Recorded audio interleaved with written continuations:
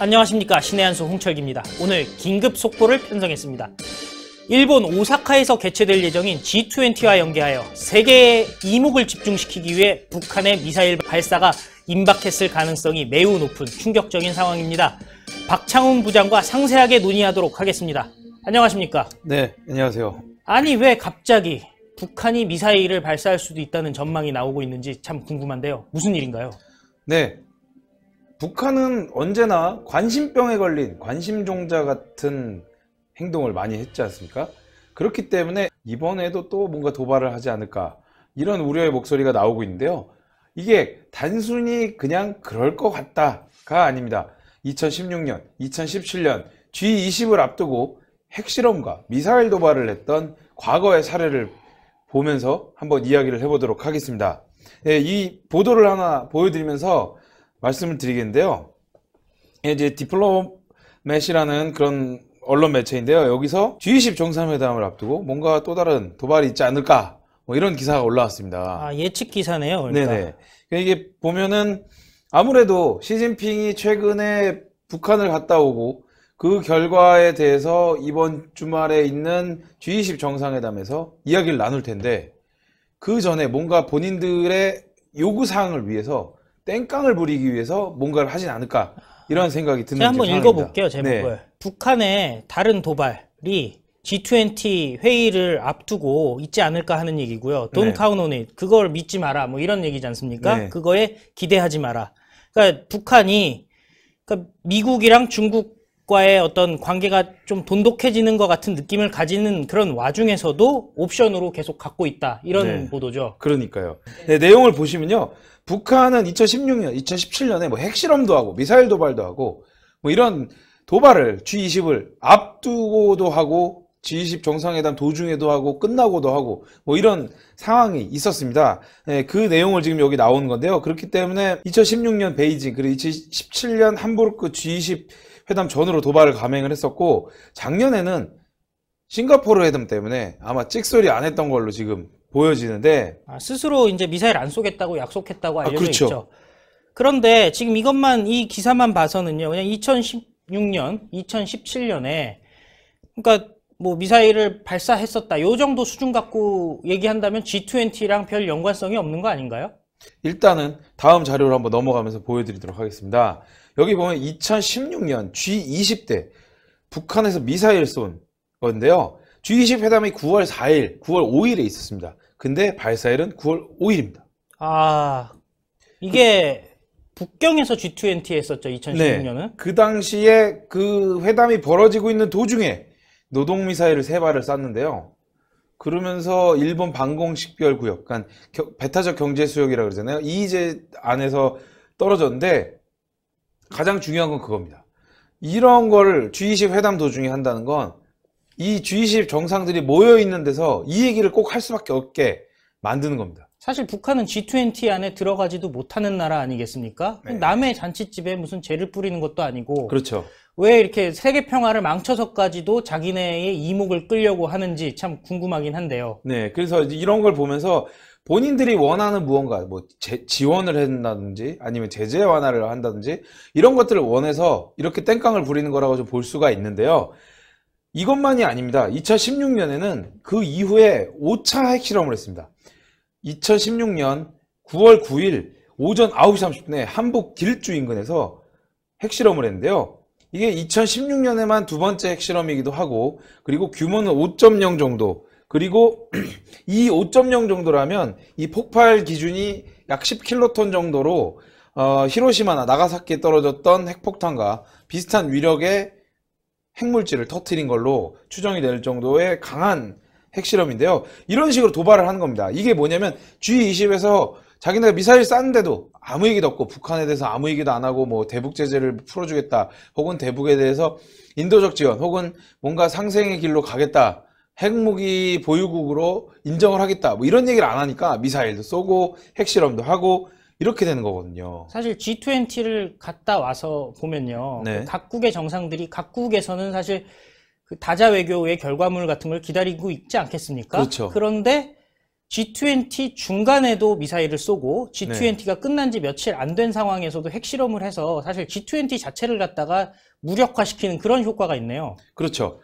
그렇기 때문에 이놈들이 항상 바라는 건 그거 아닙니까? 자기네를 핵무기 보유국으로 인정을 하고 있는 돈 없는 돈 다 내놔라. 이게 북한의 기본적인 그런 개념 아닙니까? 네. 그렇기 때문에 북한의 이러한 땡깡에 놀아나면 더 심하게 할 수밖에 없는 그런 상황이 되는데 2017년에 문재인 정부 들어서도 이런 도발이 계속됐습니다.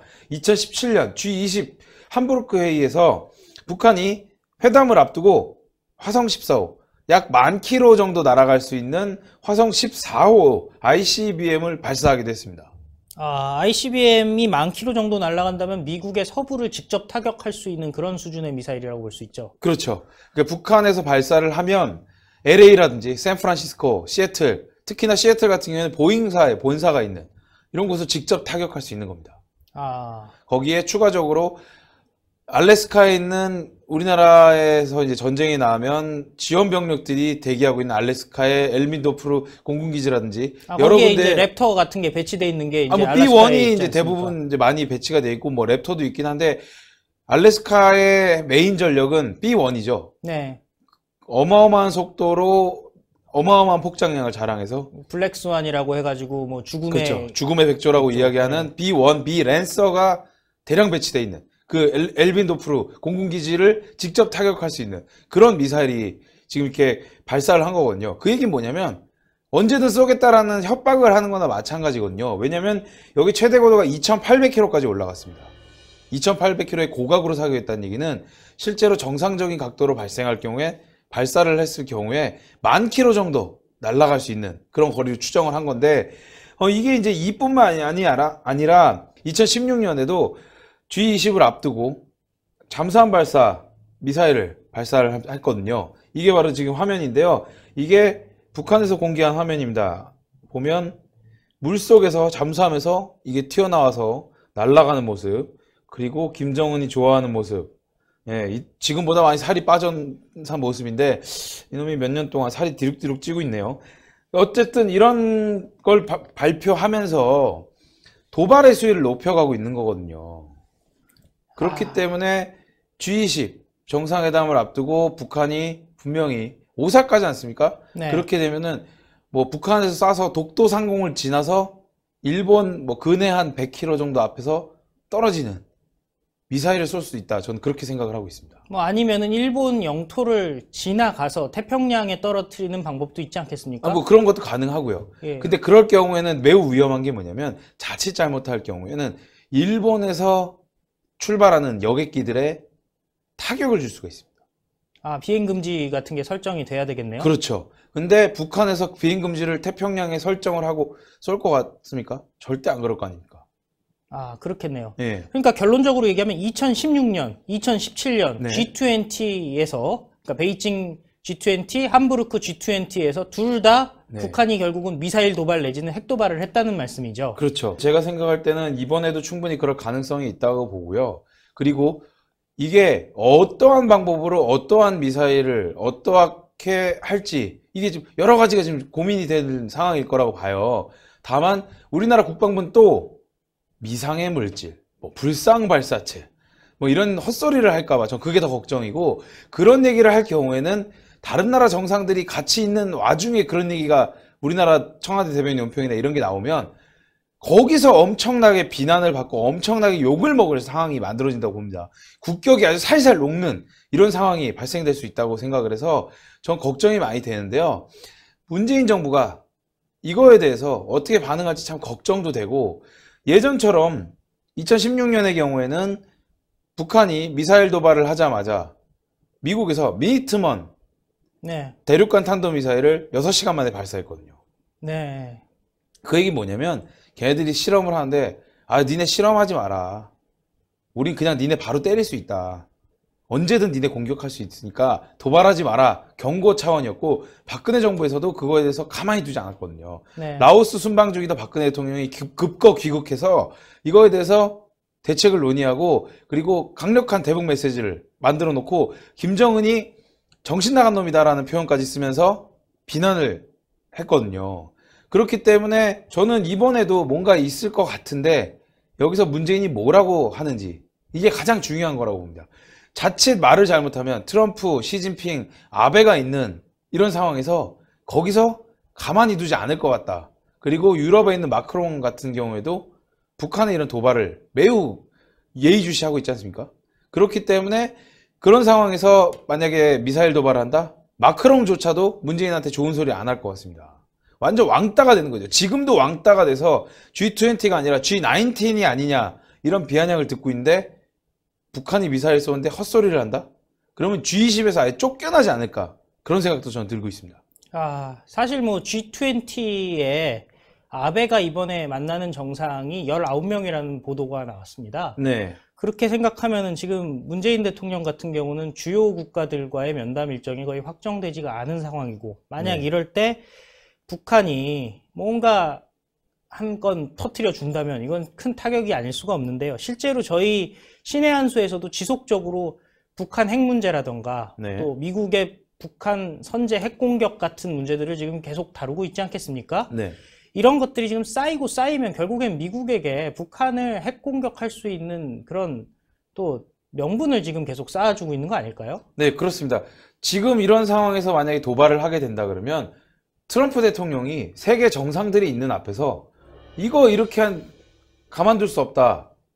핵 선제 공격이라도 하겠다. 어떻게 생각하냐? 이렇게 나올 수도 있는 상황입니다. 그렇게 될 경우에 세계 정상들이 모였기 때문에 문재인은 물론이고 시진핑도 거기서 아무 말도 못하는 상황이 될 거고요. 그리고 러시아의 경우에는 오히려 미국 편에 들 수밖에 없지 않습니까? 지금 상황에서는 중국과 사이가 뭐 전통적으로 안 좋은 것도 안 좋은 건데 지금 러시아 경제도 많이 안 좋거든요. 그렇기 때문에 자칫 잘못하면 미국의 눈에 벗어나는 경우에 러시아 경제가 더 안 좋아져서 본인의 재선이 어려워질 수 있다.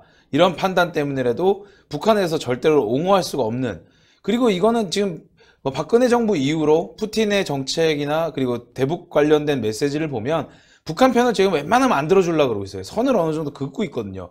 그렇기 때문에 사면초가에 쌓이는 건 문재인과 시진핑이 아닐까 이렇게 생각을 합니다. 왜냐? 시진핑이 지난주에 갔다 온 다음에 분명히 트럼프에게 선물을 주기 위해서 기다리고 있을 텐데 거기다 대놓고 미사일을 쏜다? 그러면 시진핑이 트럼프한테 하는 얘기는 다 거짓말이 되는 거 아닙니까? 그렇기 때문에 아무 말도 못하고 거짓말쟁이가 돼서 비난의 화살이 다 시진핑과 문재인에게 향할 거다. 저는 이렇게 판단을 하고요. 그렇기 때문에 북한이 안 쏜다? 절대 그러지 않을 겁니다. 북한은 자기들이 원하는 걸 얻기 위해서 뭐래도 할 놈들인데 그게 무슨 짓인지 예의주시할 필요는 충분히 있다고 저는 생각을 합니다. 오늘 말씀 감사했습니다. 네. 재벌은 남 못 준다는 속담이 있습니다. 김정은은 그동안 미사일 발사와 핵실험을 통해서 G20에 끼지도 못하면서 남의 잔칫집에 재를 뿌리면서까지 세계 평화를 위협하며 미사일을 쏘아왔습니다. 이번에도 또 미사일을 쏠지 핵실험을 할지 귀추가 주목됩니다. 구독, 추천, 댓글 부탁드리고요. 널리 공유 바랍니다. 감사합니다.